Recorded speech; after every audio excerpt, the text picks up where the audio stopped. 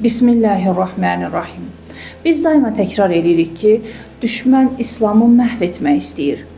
Düşmən İslamı aradan aparmağa çalışır. Bəs yaxşı, kimdir bu düşmən?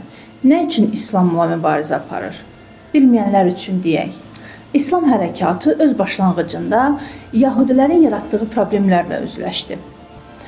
İslam əleyhinə təbliğatları və məkirli fikirləri əvvəl onlar başlatdılar.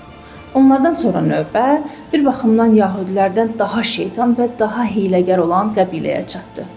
Bunlar kimlərdir?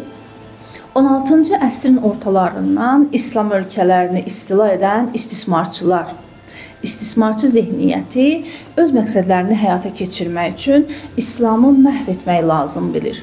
Əsas səbəbi isə budur ki, istismarçılar anlamışdılar ki, onların maddi maraqlarının qarşısında dayanan mənfəətlərini və siyasi qüdrətlərini hədələyən İslam hökmləri və xalqın dinə olan inancıdır.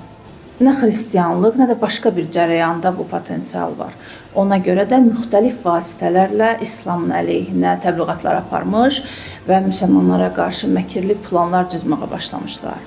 Lap sadə dillə desək, bir güc ki, xalqları istismar edərək, sərvətlərini talan edərək onları idarə edir, cəmiyyətdə korrupsiya, rüşvətxorluq, əxlaqsızlıq yayaraq həyatda qalır, əlbəttə ona qarşı duran başqa bir güclə düşmənçilik edəcək. Bu da İslamdır ki, İslamda rüşvəti almaq da haramdır, rüşvəti vermək də haramdır. Öz mövqeyindən şəxsi mənfəətləri üçün sui-istifadə etmək də haramdır.